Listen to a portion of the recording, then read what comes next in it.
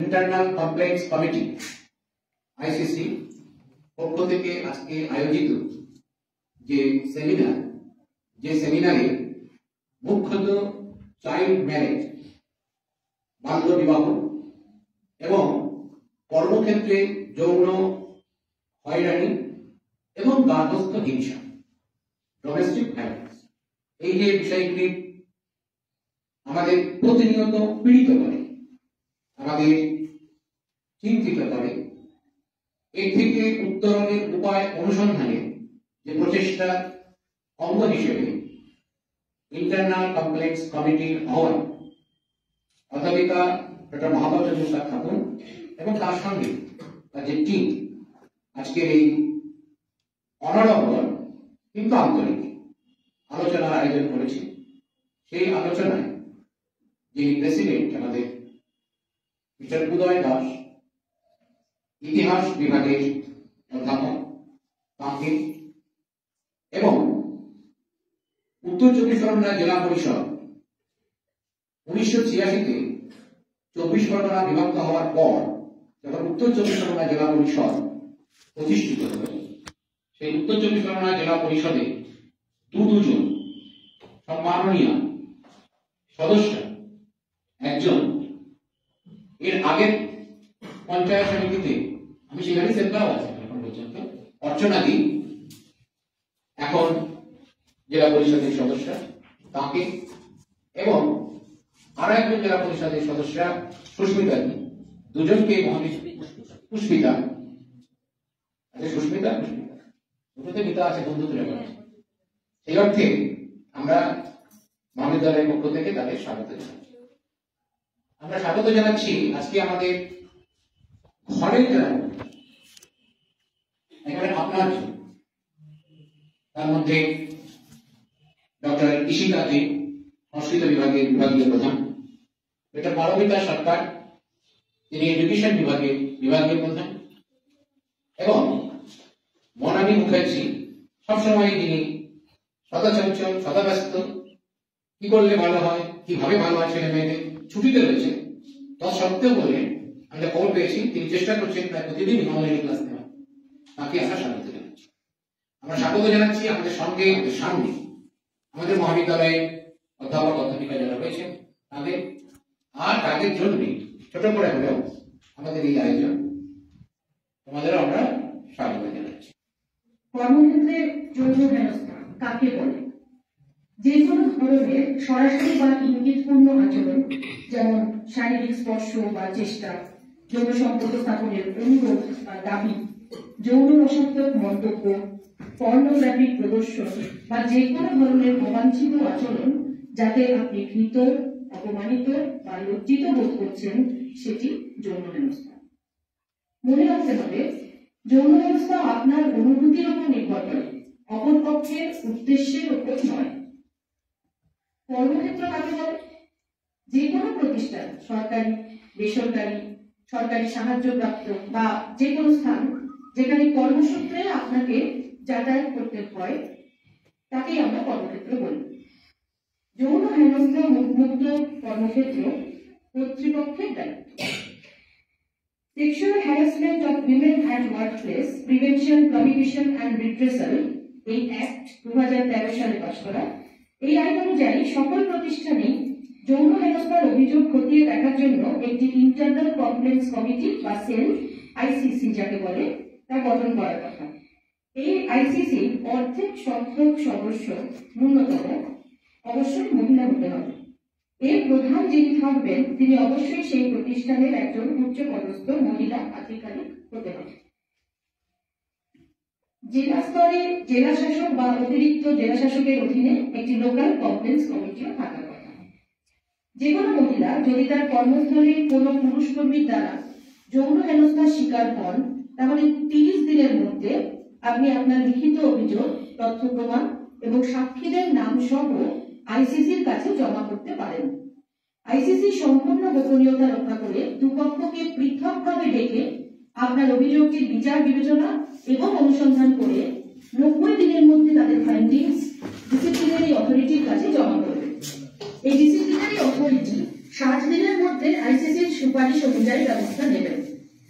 আপনার কর্মক্ষেত্রে যদি আইসিসি না থাকে সেক্ষেত্রে জেলা শাসকের অফিসের লোকাল কমপ্লেন্স কমিটিতেই আপনার অভিযোগ জমা করতে পারেন। এছাড়া আপনি যদি ভারতীয় ন্যায় সংহিতার ধারা অনুযায়ী মামলা করতে চান তাহলে আপনার নিকটবর্তী যে কোনো থানায় আপনি আপনার অভিযোগ জানাতে পারেন। মনে রাখবেন, নিরাপদে সসম্মানে কাজ করা আপনার অধিকার। প্রসঙ্গত জানিয়ে রাখি, হিঙ্গলগঞ্জ মহাবিদ্যালয়ে বর্তমানে যে ইন্টারনাল কমপ্লেন্স কমিটি আছে তার প্রধান হলেন ডক্টর মহব্বতুন্নেসা খাতুন।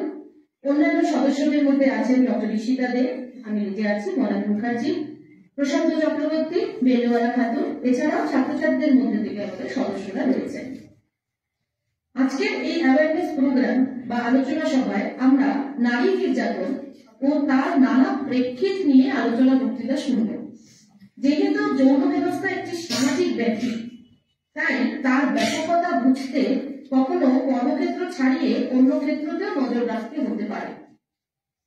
হেনস্থাকারীর মনের দানবের জন্ম যে আতুর ঘরে, পিতৃতান্ত্রিক সেই সমাজে দাঁত নখ বেরিয়ে পড়ে কন্যা সন্তানের জন্ম লগ্নে।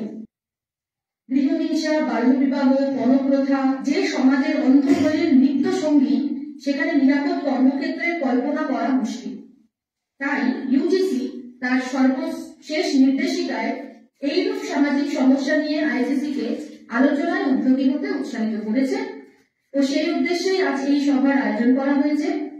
আসলে প্রতিবাদ একটি প্রয়াস, যার বীজ বপন করা প্রয়োজন শিশু স্তরে, গৃহ করে। এসে আপনাদের প্রিন্সিপাল রুমে বা ছেলে মেয়েদেরকে একটু বলবো। শুনছিলাম উনি বলছিলেন যে কলেজে আপনারা একটু খোঁজখবর নেন না। মনে হলো আমাদের তো কমিটি আছে, আমি একটাই খোঁজখবর রাখি। কলেজে কোনোদিন কোনো এখনো পর্যন্ত কোনো দুর্ঘটনা ঘটেনি। আমার 5 বছরকাল বা তার আগে যে পিককালে আমার ঘটেনি। তাহলে কলেজ সুষ্ঠুভাবে চলছে। শুধুমাত্র ওনার কাছে একটু হাসির ছলে বলে দিলাম যে ছেলেমেয়েরা ভর্তি হতে পেরেছে কিনা, শুধুমাত্র আগামী দিনের যারা ভবিষ্যৎ, আজকে আমরা যারা চেয়ারে বসে আছি, যারা আজকে প্রিন্সিপাল থেকে শুরু করে, যারা প্রফেসর থেকে শুরু করে, যারা আমরা এখানে আছি উপরে, সেই জায়গার যারা আগামী দিনের ভবিষ্যৎ, তাদের মাথায় রাখতে হবে তাদের চলা, তাদের বলা। আমি শুধু পড়াশোনার মধ্যে থাকলে হবে না, আগামী দিনের দিনগুলো কেমন ভাবে আমাকে কাটাতে হবে, আমার পরিবেশ, আমার পাড়ার পরিবেশ, আমার বাড়ির পরিবেশ, আমার আত্মীয় স্বজনের পরিবেশ তৈরি করা আমার উপরে দায়িত্ব বর্তায়। যিনি একেবারে সাহিত্যের অঙ্গন থেকে বলছিলেন যে নারীকে আপন ভাগ্য জয় করিবার কেন নাহি দেবে অধিকার। স্যার অবশ্যই রবীন্দ্রনাথ বলে গেছেন, কিন্তু বর্তমান সমাজে দাঁড়িয়ে আমি বলছি আপনি পারবেন এই প্রত্যন্ত হিঙ্গলগঞ্জ এলাকার মহাবিদ্যালয়ের অধ্যক্ষ হিসাবে নারীদের আপন ভাগ্য জয় করিবার অধিকার আপনি করে দেবেন। তোমাদের মনে হয় না যে কলেজে গিয়ে কি করবো, এই তো বই আছে পড়ে নেবো, এই তো নোট আছে পড়ে নেবো? না, কলেজে তোমাকে আসতে হবে, কারণ তুমি যদি মানুষ হও তোমাকে মূল্যবোধের শিক্ষার জন্য কলেজে আসতে হবে। আর হিঙ্গলগঞ্জ মহাবিদ্যালয়ের শিক্ষক শিক্ষিকাগণ সেই মূল্যবোধের শিক্ষাই তোমাদেরকে দিচ্ছেন, তাই তোমরা পথ চলতে পারবে। একটা বাড়িতে একটা গল্প দিয়েই বলি, দুটো ভাই বোন, দুই ভাই বোন খেলা করতে গেল মাঠে, সন্ধে হয়েছে, বাড়ি ফিরলেন, দুটো বাচ্চা বাড়ি ফিরল, দিদিটা একটু বড়, ভাইটা একটু ছোট। বাড়ি ফেরার পরে মা কাকে বকে? দিদিকে বকে না ভাইকে বকে? বলো, দিদিকে কেন বকে? বড় আর দিদিকে বকলেন, মা বাবা বকলেন দিদিকে, মা বকলেন যে এত সন্ধে হয়ে গেছে, অন্ধকারে কোথায় ঘুরে ঘুরে বেড়াচ্ছিস ভাইকে নিয়ে। তখন তোমার অভিমান হবে কিনা নিজে সেই জায়গায় দাঁড়িয়ে বিচার করো। অভিমান হবে যে ও ছেলে বলে ওকে কিছু বললে না, আমাকে বললে, এই অভিমান হবে কিনা? A pattern of behavior in any relationship that is used to gain or maintain power or control over intimate partner. In intimate partner বলতে চেয়েছে যে যারা ম্যারেজ রিলেশনশিপে রয়েছে বা লাভিং রিলেশনশিপে একসাথে রয়েছে বা আমরা এক কথা বলতে পারি couples who are married living together or যারা ডেট করছে কি ধরনের ব্যবহার হয় নারীদের উপরে the behavior include frighten intimidate terrorize manipulate করা আতঙ্কিত করা ভয় দেখানো আঘাত করা হার্ট করা ইনসাল্ট করা ব্লেম করা ইনজিওর করা অথবা তার সঙ্গে সঙ্গে তাকে হয়তো এমন কিছু ওয়েপন দিয়ে আঘাত করা যা পুরুষ শক্তি তার মনে আক্রোশকে মেটানোর জন্য করে থাকে এই নারী এই যে ডোমেস্টিক ভায়োলেন্সের শিকার সেখানে কোনো পার্টিকুলার কোনো কাস্ট ক্রিড এজ রেস বা সেক্সুয়াল ওরিয়েন্টেশন আমরা সেখানে আমরা ভাগ করতে পারি না সমাজে যে কোনো শ্রেণীর যে কোনো স্তরের মেয়েরা কিন্তু এই ডোমেস্টিক ভায়োলেন্সের শিকার আমরা দেখবো কত রকমের ডোমেস্টিক ভায়োলেন্স হয় sexual abuse physical abuse acid throwing economic abuse marital rape verbal abuse emotional abuse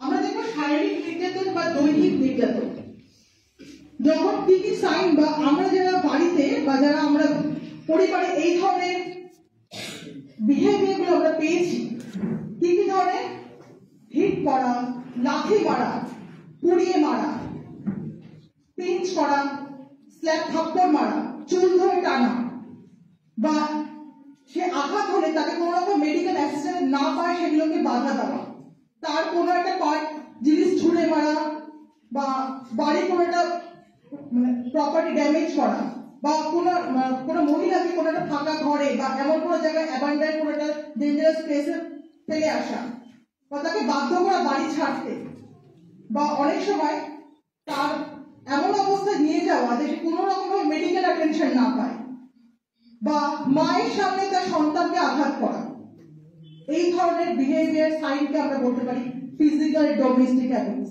next slide please sexual abuse নারী যৌন নির্যাতন কখন হয় when a partner take part in a sex act when the other partner doesn't consent অন্য পার্টনারে যখন কোন রকম ভাবে ইচ্ছে থাকে না তার ইচ্ছার বিরুদ্ধে যখন তাকে সেক্সুয়াল রিলেশনশিপে যখন বাধ্য করা হয় বিয়ের সময় অনেক সময় বিয়ের নামে পরিবারে বা অনেক সময় পুরুষদের দ্বারা নারীরা বারবার তাকে সেক্সুয়াল রিলেশনশিপ করতে বাধ্য করা হয় স্বামী ছাড়াও পরিবারে আরো অনেকে আমাদের সেক্সুয়ালি অ্যাবিউজ বা আমাদের মেয়েরা সেক্সুয়ালি অ্যাবিউজ হয়ে থাকে অনেক সময় এরকমও দেখা যায় যে তাকে নানা রকম সেক্সুয়াল নেমে ইনসাল্ট করা হচ্ছে তাকে ভয় দেখে বাধ্য করা হচ্ছে ডিউরিং দ্য সেক্স টাইম তাকে হয়তো খুব ফোর্সফুল খুব বাজে রকম ভাবে তাকে অ্যাটাক করা হচ্ছে বা তার সে চাইছে না কিন্তু তাকে জোরপূর্বক মানে এমন হবে যে এটা পিতৃতান্ত্রিক সমাজ আমি তোমার হাজবেন্ড আমার রাইট আছে তোমাকে ভোগ করার তোমার উপর আমার 100% রাইট এইরকম একটা মেন্টাল সেটআপ আমাদের সমাজে অনেক পরিবার এটা আছে আমরা প্রত্যেকেই জানি কিন্তু আমরা মুখ খুলতে পারি না আমরা ভয়েস রেজ আপ করতে পারি না নেক্সট স্লাইড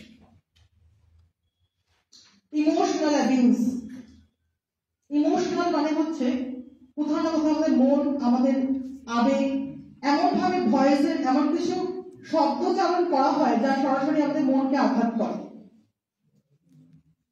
আমাদের ইচ্ছের বিরুদ্ধে জোর করে বিয়ে দেওয়া গালাগালি করা ব্যঙ্গ বিদ্রুপ করা কন্যা সন্তান যদি পুরুষ সন্তান না হয় যদি কন্যা সন্তান হয় তখন তাকে নানা রকম ভাবে অপমান করা অপদস্থ করা খেতে না দেওয়া পানিশ করা এই ধরনের বিহেভিয়ারের সম্মুখীন হচ্ছে মহিলারা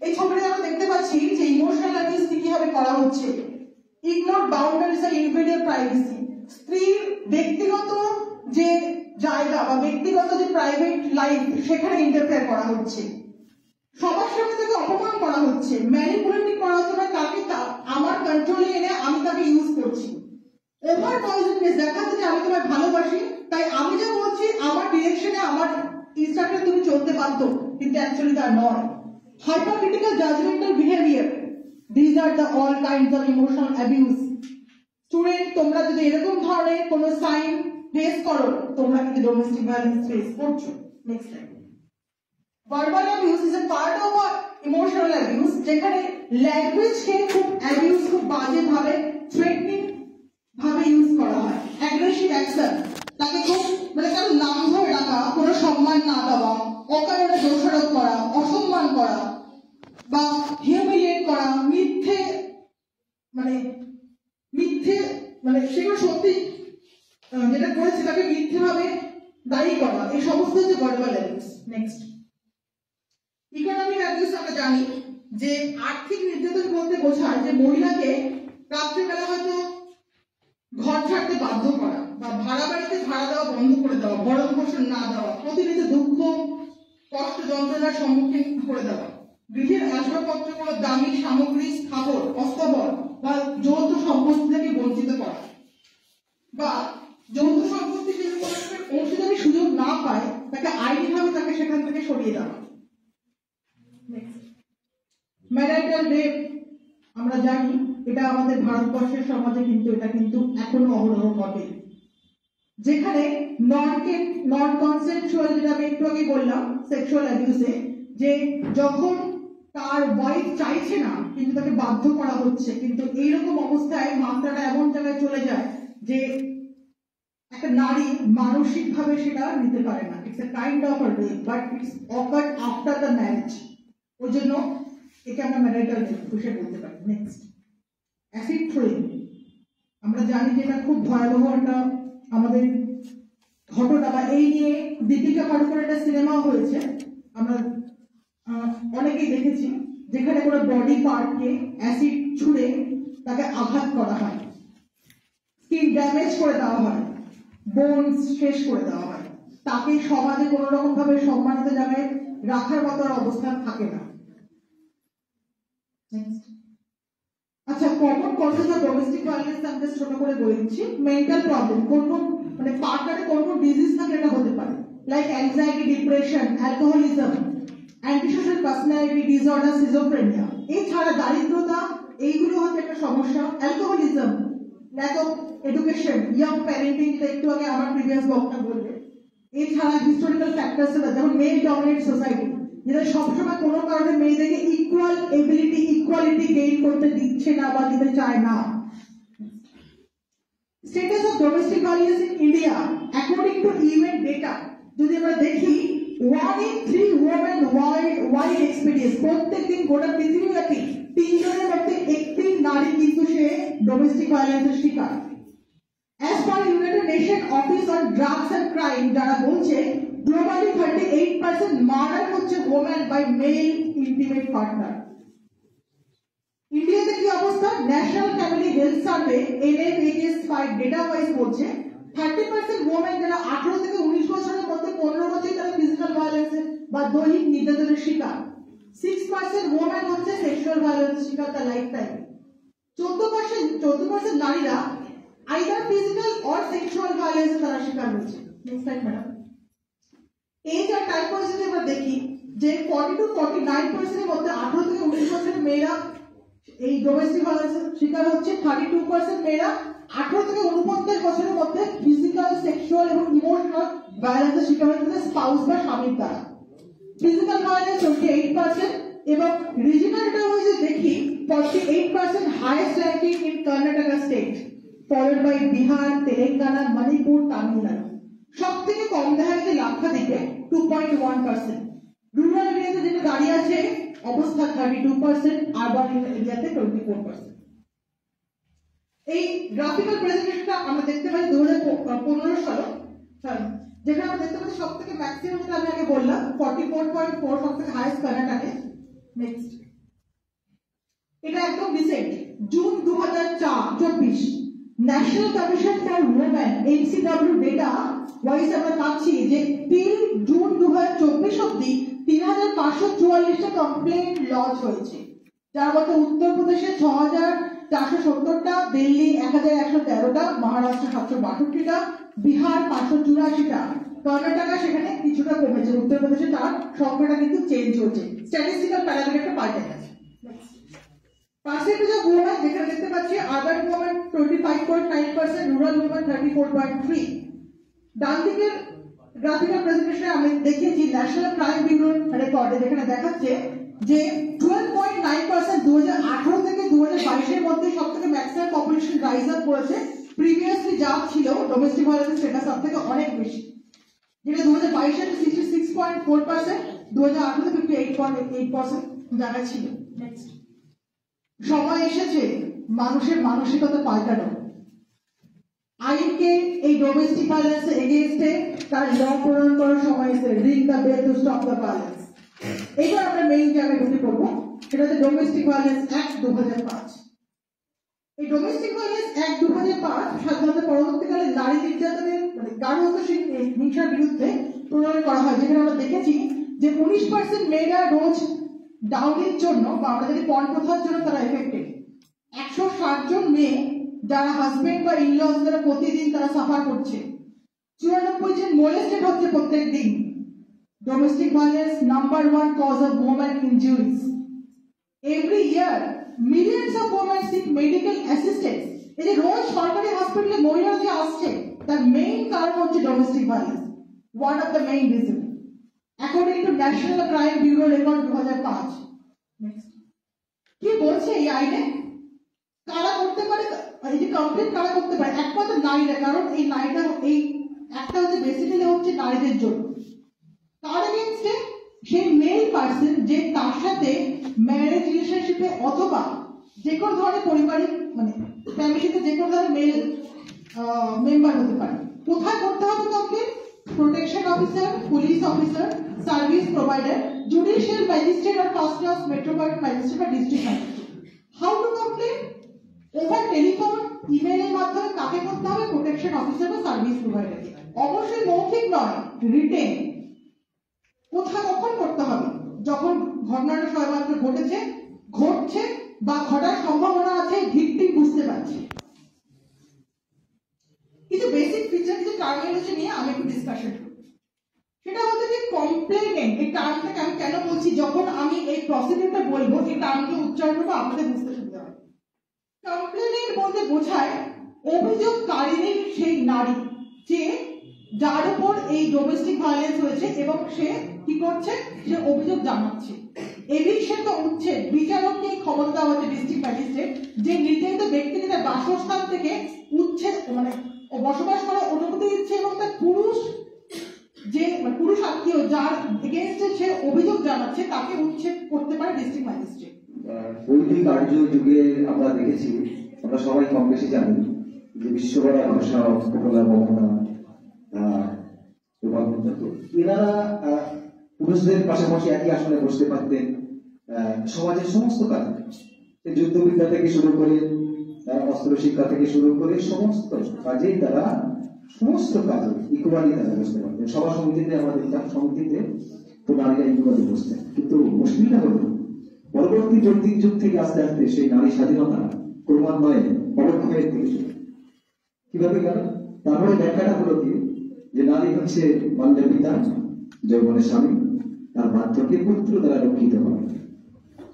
তো সেই প্যাটার্নটা সেখান থেকে যে আমাদের যুগ এগিয়েছে, সমাজ এগিয়েছে, কিন্তু সেই পরিবর্তনটা নিয়ে এখনো আমরা লড়াই করে যাচ্ছি। অধিকার, নারীদের যে অধিকার, সিন্ধু সভ্যতার যুগে নারীকে মাতৃরূপে কল্পনা করা হতো, ক্ষমতাশালী নারীকে সবসময় মনে করা হতো। কিন্তু পরবর্তীকালে আমরা দেখলাম যে ক্রমান্বয়ে সেই তাদের অধিকারের জায়গা, তাদের মূল্যবোধের জায়গাগুলোকে নিয়ে চিনে নিতে হবে। যদি আমরা 21 শতকে দেখি যে madam Paramita Gandhi domestic violence নিয়ে বলতে গিয়ে উনি খুব সুন্দরভাবে কম কথার বিরুদ্ধে বলার চেষ্টা করবেন।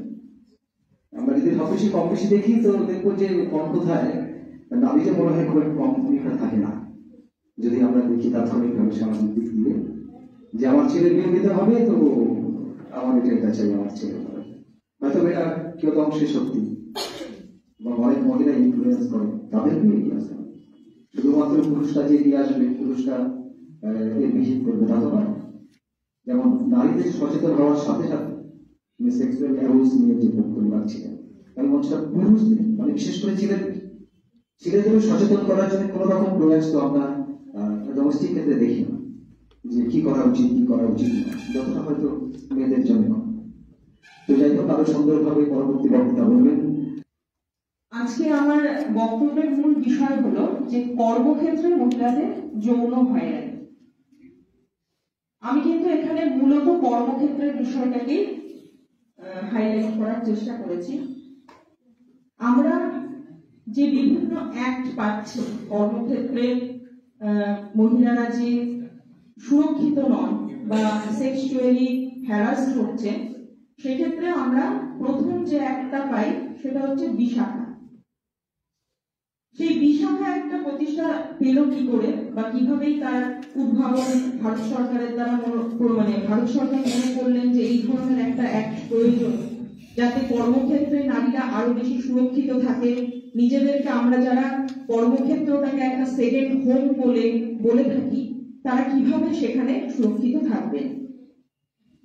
প্রথমেই আমরা জানবো যে সূচনা হয় সোশ্যাল মিডিয়া থেকে। সেখানে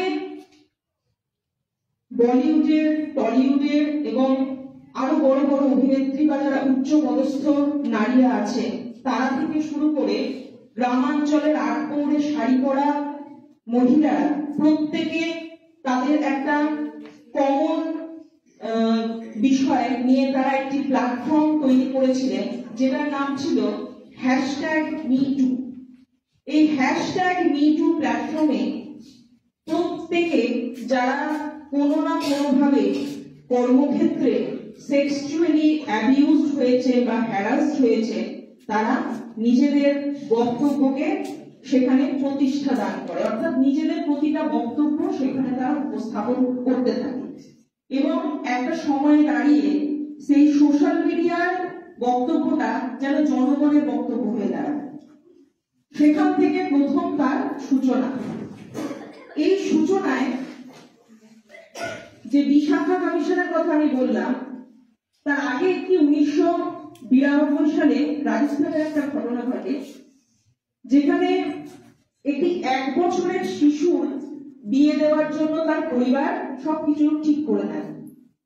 কিন্তু কিছু মহিলা সমাজকর্মী, তার মধ্যে প্রধান একজন ছিলেন ভবানী দেবী, সেই ভবানী দেবী বিষয়টাকে প্রতিহত করার জন্য ওনাকে গণধর্ষণ করা হয়।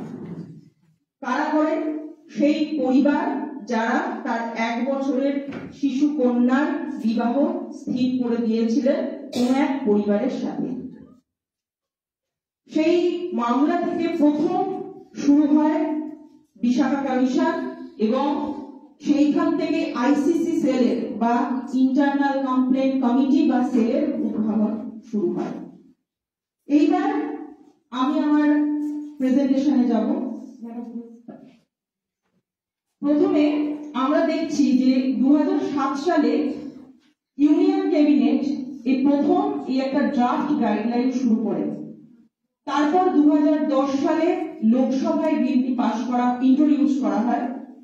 2012 সালে লোকসভায় এটাকে পাশ করা হয়, 2013 সালে রাজ্যসভায় পাশ করা হয় এবং সেই বছরের শেষে পাবলিশ হয় অফিসিয়াল গেজেটে। এই বিষয়টা পুরোপুরি সরকারিভাবে প্রতিষ্ঠা পায়।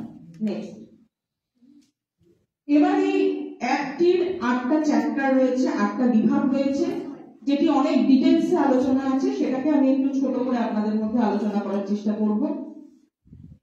Who can be an aggrieved person? প্রথমে আগে আমরা পারমিতা ম্যাডামের থেকে জানতে পেরেছি যে aggrieved বলতে কি বোঝা যায়। aggrieved বলতে যিনি অভিযোগকারিনী, অর্থাৎ যার উপর অভিযুক্ত, মানে ধরুন আমি অভিযোগকারিনী, আমি কারোর বিরুদ্ধে অভিযোগ করছি, তো সেটি অবশ্যই এখানে ফিমেল ক্যান্ডিডেটের কথা আমি বলছি। এবং ইরেসপেক্টিভ অফ এজ, সেখানে কোনো বয়সের বাধ্যবাধকতা নেই। স্ট্যাটাস, অর্থাৎ তিনি সিঙ্গেল, ম্যারেজ না ডিভোর্সি, সেই বিষয়ে আমরা দেখব না। whether an employee of the organization or an outsider, আমি আমার কর্মক্ষেত্রে যিনি এমপ্লয়ি ফিমেল, তিনি তার বিষয়ে আমি আলোচনা করব। Next, types of sexual harassment. কি ধরনের হ্যারাসমেন্ট, আমরা কি করে বুঝবো যে এটি সেক্সুয়ালি হ্যারাসমেন্ট মানে আমি ফিল করছি? সেখানে অনেকগুলো স্তর রয়েছে, যেমন শারীরিক ছোঁয়া, কোনো ব্যাড টাচ, যেটা একটু আগে আমাদের সুস্মিতা ম্যাডাম বলছিলেন, যৌন প্রশ্রয়ের দাবি, যৌন মন্তব্য, কাউকে পর্নোগ্রাফি দেখতে বাধ্য করা, যে কোনো মৌখিক, শারীরিক বা আচরণগত যৌন হেনস্থা, বা কারোর সাথে কোনো সম্পর্ককে মিথ্যেভাবে প্রচার করা, প্রতিটা বিষয় নিয়ে আমি যেটাতে আমি হ্যারাস ফিল করবো। আমি বলতে যে ব্যক্তি, যে নিজেকে অভিযুক্তকারী, নিজেকে যদি হ্যারাস ফিল করে, সেটাকে আমরা যৌন হ্যারাসমেন্ট বা সেক্সুয়াল হ্যারাসমেন্ট বলতে পারি। নেক্সট, এবারে ইন্টারনাল কমপ্লেক্স সেল। এই কমপ্লেক্স সেলটা তৈরি হওয়ার কারা কারা থাকতে পারে? প্রথমত থাকবে presiding officer, must be women, অর্থাৎ আমার যে কর্মস্থলে একজন মহিলা কর্মী হবে এবং অবশ্যই তিনি সিনিয়র, আদার্স মেম্বার যারা ওই কর্মক্ষেত্রেরই মেম্বার, এবং 1% ফ্রম এনজিও, অর্থাৎ যারা এনজিও অর্থাৎ এইসব বিষয় নিয়ে যেসব মহিলারা কাজ করে তাদের মধ্যে 2 জন মহিলা থাকবে যারা এই আইসিসি সেলের মেম্বার হবে। Next, tenure of the committee members. কত দিনের জন্য বা কত বছরের জন্য এই মেম্বারদের একটা কমিটিটা একবারে একটা এই কমিটি থাকবে। তার মধ্যে আইসিসি বা এলসিসিটা কি আমি আপনাদের পরে বলছি। সেখানে লেখা আছে যে এক্সিডিং 3 ইয়ার্স, অর্থাৎ 3 বছরের ঊর্ধ্বে নয়। একটি কমিটি গঠন হলে সেটা অবশ্যই 3 বছর, তার বেশি থাকা যাবে না। এবং এলসিসি যে বিষয়টা, এই এলসিসি কমিটি মেম্বারদের কারা রিক্রুট করবেন? District officer as the case may be, অর্থাৎ যারা ডিস্ট্রিক্ট অফিসার বা ডিস্ট্রিক্ট ম্যাজিস্ট্রেট, তিনি এলসিসি কমিটিটাকে স্থাপন করবেন। লোকাল কমপ্লেন্টস কমিটি, যেটা একটু আমি বলছিলাম এলসিসি, এই এলসিসি এর মধ্যে 5 জন মেম্বার থাকবে এবং অবশ্যই ডিস্ট্রিক্ট অফিসার। অর্থাৎ ধরে নিন আমাদের কলেজটাতে হিঙ্গলগঞ্জ কলেজ, এখানে আমরা তৈরি করছি কি আইসিসি সেল। তারপরে হিঙ্গলগঞ্জ ব্লকে একটা থাকবে, সেটা হচ্ছে এলসিসি অর্থাৎ লোকাল কমপ্লেন্ট কমিটি, এবং তার ঊর্ধ্বে কি আছে? ডিস্ট্রিক্ট ম্যাজিস্ট্রেট অর্থাৎ ডিএম রিক্রুট করবে এলসিসির মেম্বারকে। এই লোকাল কমপ্লেন্ট কমিটির মেম্বারের কথা যে আমি বলছিলাম, 5 জন মেম্বার থাকবে, যেটা মনোনীত হবে, যারা মনোনীত হবেন ডিস্ট্রিক্ট ম্যাজিস্ট্রেট দ্বারা। তার মধ্যে একজন থাকবেন 1 chairperson, eminent women with social work field, অর্থাৎ যারা এই সামাজিক কাজকর্ম করেন। 1 member women working in the same district, এবং অবশ্যই একজন মহিলা যিনি একই ডিস্ট্রিক্টেই থাকছেন, কাজ করছেন।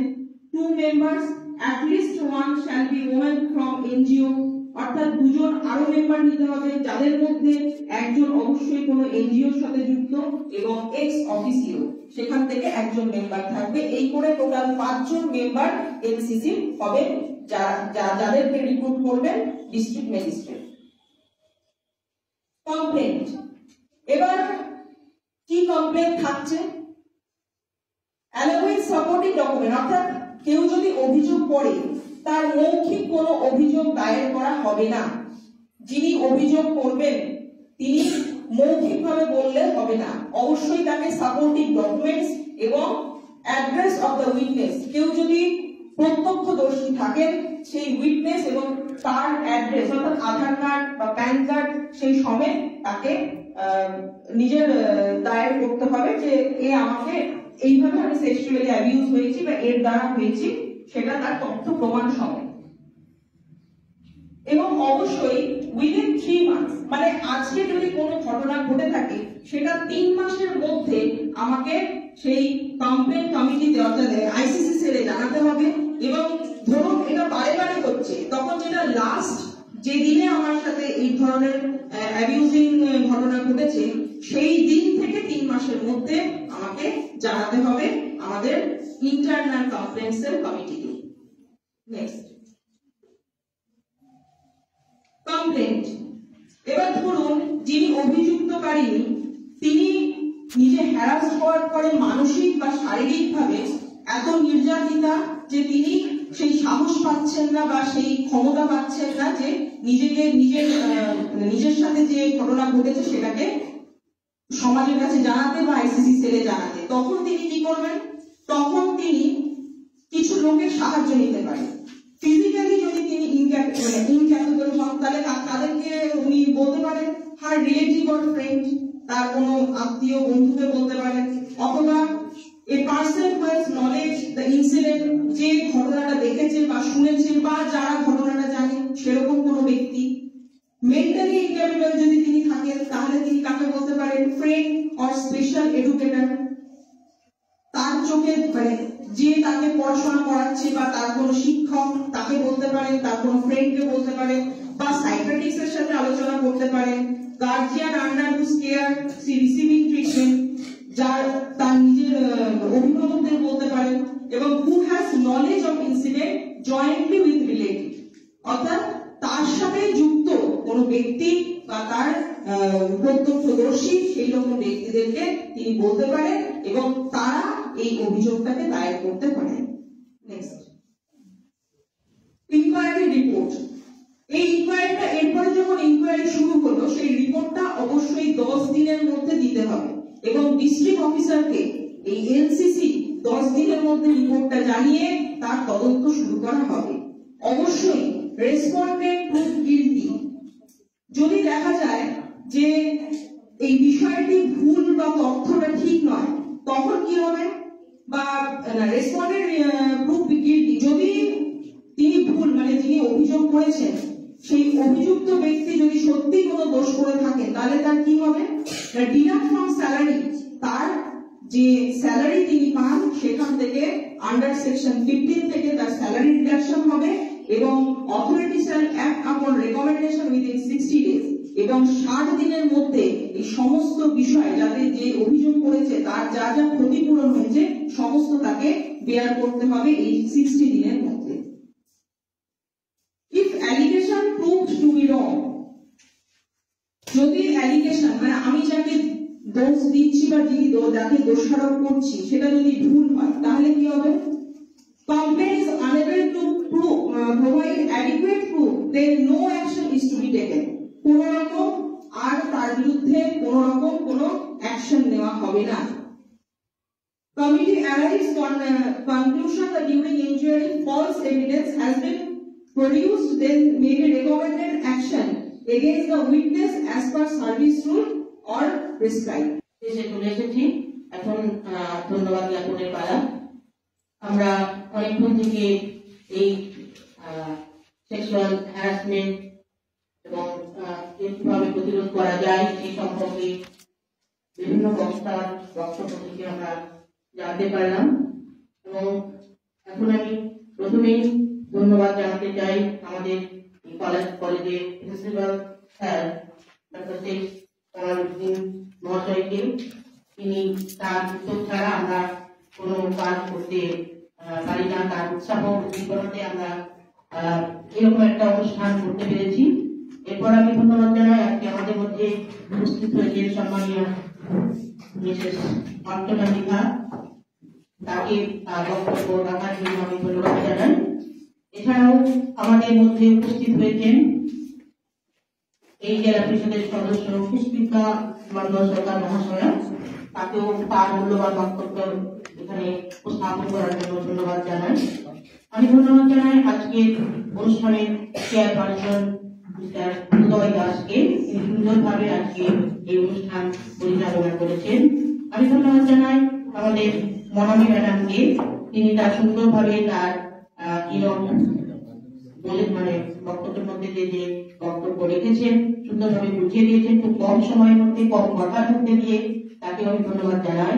আমি ধন্যবাদ জানাই আমাদের আরেকজন বক্তা ডক্টর পারমিতা সরকার, তিনি ডোমেস্টিক ভায়োলেন্স নিয়ে সুন্দরভাবে আমাদের সামনে বক্তব্য পেশ করেছেন, তাকেও আমি ধন্যবাদ জানাই। ধন্যবাদ জানাই ডক্টর ইশিতা দেকে, তিনি সেক্সুয়াল হ্যারাসমেন্ট নিয়ে আমাদের সামনে সুন্দরভাবে তার বক্তব্য উপস্থাপন করছেন, তাকেও আমি ধন্যবাদ জানাই। এছাড়া আমরা আমাদের এখানে উপস্থিত আমার সহকর্মী এবং শিক্ষাকর্মী বৃন্দ, এছাড়া এখনো বসে আছে যে সকল ছাত্রছাত্রী এবং যারা ইতিমধ্যে চলে গেছে সকলকে আমি ধন্যবাদ জানিয়ে শেষ করছি।